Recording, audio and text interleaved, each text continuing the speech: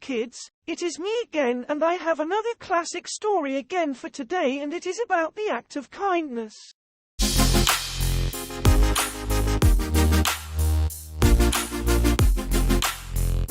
The title of our story for today is The Hare in the Moon. Long ago, there was a wise and gentle hare who lived in a wood at the foot of a mountain.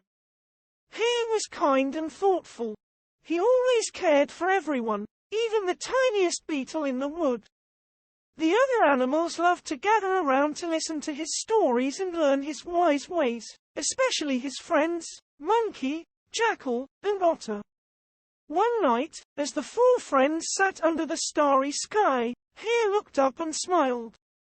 "We have learned how to live happily together," he said, "but think how much more wonderful it would be if we could bring happiness to others." "How can we do that?" asked Monkey. Hare thought for a moment. "We should care for whoever comes to our wood by giving them what they need," he suggested. "That's a good plan," said Jackal, and the others agreed.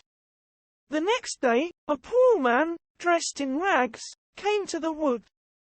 He was so thin that he was little more than skin and bone. Over his shoulder he carried a sack. The man came to the riverbank where Otter lived and asked for food.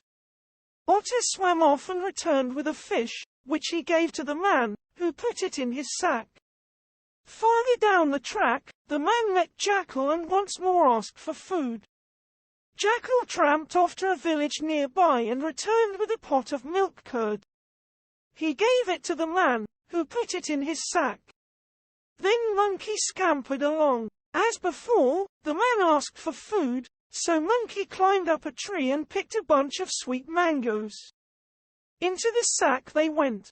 Now Hare saw the hungry-looking man and thought, "Here is a chance to care for somebody's needs.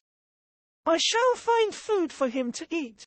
Hare bounded off in search of something delicious, but all he could collect was grass. "Even a hungry man won't eat grass," he thought, sadly. "If only I could bring beans or rice." Then, as he thought about the things a man would eat, he suddenly realized that there was something he could offer. Hare returned to the man, who was gathering sticks to make a fire, and watched as he unwrapped his bundle and pulled out a cooking pot, which he hung from a pole over the flames. Before long the pot was bubbling and the smell of fish cooking brought the other animals close.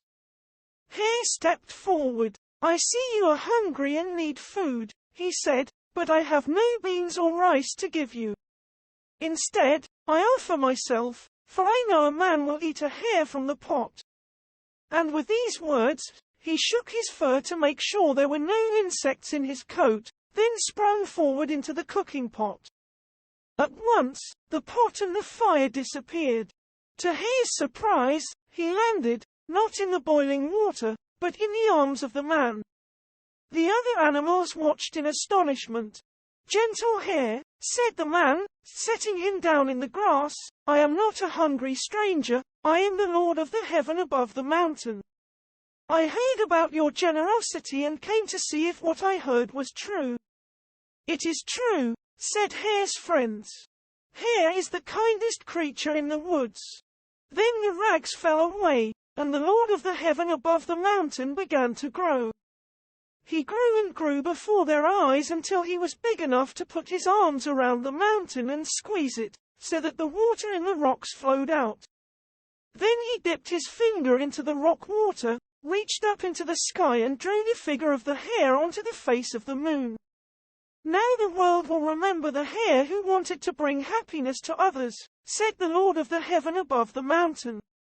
"And if you look up at the moon on a dark night, you may see the hare for yourself."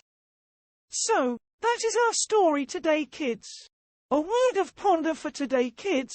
By choosing to be kind, we not only make the world a better place, but we also improve our own lives in the process. Until our next story, kids. Bye.